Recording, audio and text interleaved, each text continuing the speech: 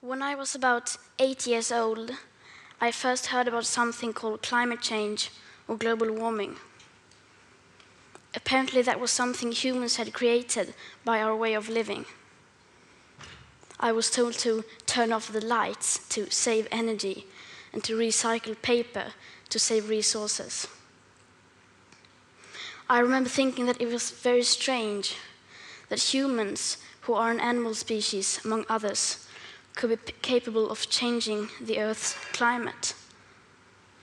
Because if we were, and if it was really happening, we wouldn't be talking about anything else. As soon as you turn on the TV, everything would be about that. Headlines, radio, newspapers. You would never read or hear about anything else, as if there was a world war going on. But no one ever talked about it. If burning fossil fuels was so bad that it threatened our very existence, how could we just continue like before? Why were there no restrictions? Why wasn't it made illegal? To me, that did not add up. It was too unreal.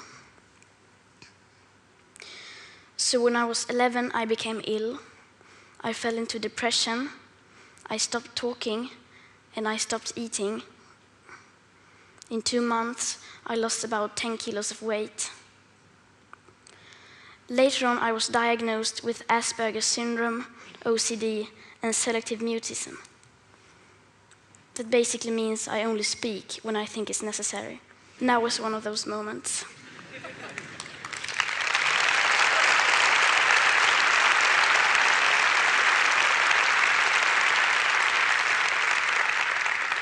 For those of us who are on the spectrum, almost everything is black or white. We aren't very good at lying, and we usually don't enjoy participating in the social game that the rest of you seem so fond of. I think in many ways that we autistic are the normal ones, and the rest of the people are pretty strange. Especially when it comes to the sustainability crisis, where everyone keeps saying that climate change is an existential threat and the most important issue of all, and yet they just carry on like before. I don't understand that, because if the emissions have to stop, then we must stop the emissions. To me, that is black or white. There are no gray areas when it comes to survival. Either we go on as a civilization or we don't. We have to change. Rich countries like Sweden need to start reducing emissions by at least 15% every year. And that is so that we can stay below a 2-degree warming target. Yet, as the IPCC have recently demonstrated, aiming instead for 1.5 degrees Celsius would significantly reduce the climate impacts. But we can only imagine what that means for reducing emissions. You would think the media and every one of our leaders would be talking about nothing else, but they never even mention it. Nor does anyone ever mention the greenhouse gases already locked in the system, nor that air pollution is hiding a warming, so that when we stop burning fossil fuels, we already have an extra level of warming, perhaps as high as 0.5 to 1.1 degrees Celsius. Furthermore, does hardly anyone speak about the fact that we are in the midst of the 6th mass extinction, with up to 200 species going extinct every single day. That the extinction rate is today between 1,000 and 10,000 times higher than what is seen as normal. Nor does hardly anyone ever speak about the aspect of equity or climate justice, clearly stated everywhere in the Paris Agreement, which is absolutely necessary to make it work on a global scale. That means that rich countries need to get down to 0 emissions within 6 to 12 years with today's emission speed. And that is so that people in poorer countries can have a chance to heighten their standard of living, by building some of the infrastructure that we have already built, such as roads, schools, hospitals, clean drinking water, electricity, and so on. Because how can we expect countries like India or Nigeria to care about the climate crisis if we, who already have everything, don't care even a second about it or our actual commitments to the Paris Agreement? So, why are we not reducing our emissions? Why are they in fact still increasing? Are we knowingly causing a mass extinction? Are we evil? No, of course not. People keep doing what they do because the vast majority doesn't have a clue about the actual consequences of our everyday life. And they don't know the rapid changes required. We all think we know, and we all think everybody knows, but we don't. Because how could we? If there really was a crisis, and if this crisis was caused by our emissions, you would at least see some signs. Not just flooded cities, tens of thousands of dead people, and whole nations leveled to piles of torn down buildings. You would see some restrictions, but no. And no one talks about it. There are no emergency meetings, no headlines, no breaking news. No one is acting as if we were in a crisis. Even most climate scientists or green politicians keep on flying around the world, eating meat and dairy. If I live to be 100, I will be alive in the year 2103. When you think about the future today, you don't think beyond the year 2050. By then, I will, in the best case, not even have lived half of my life. What happens next?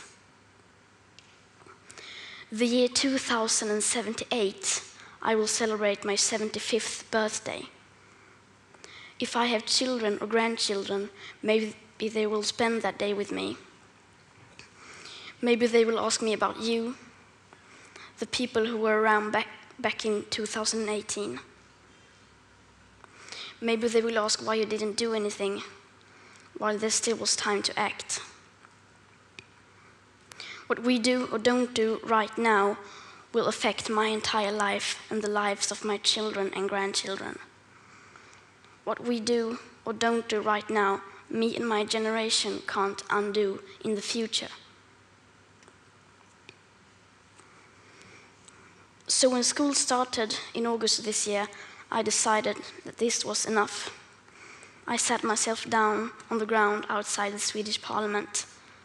I school striked for the climate. Some people say that I should be in school instead. Some people say that I should study to become a climate scientist so that I can solve the climate crisis. But the climate crisis has already been solved. We already have all the facts and solutions. All we have to do is to wake up and change. And why should I be studying for a future that soon will be no more, when no one is doing anything whatsoever to save that future?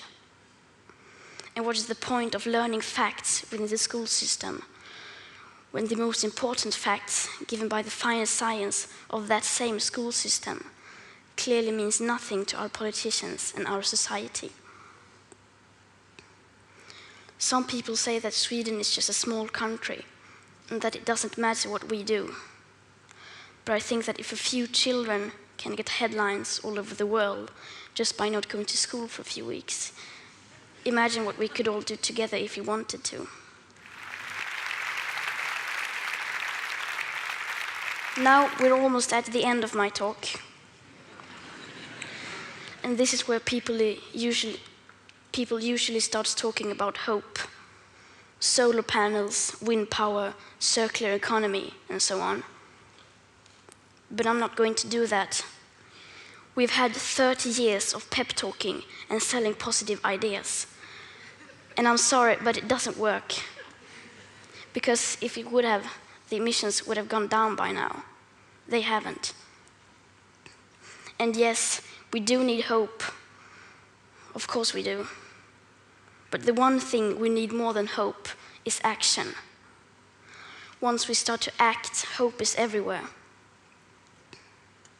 So instead of looking for hope, look for action.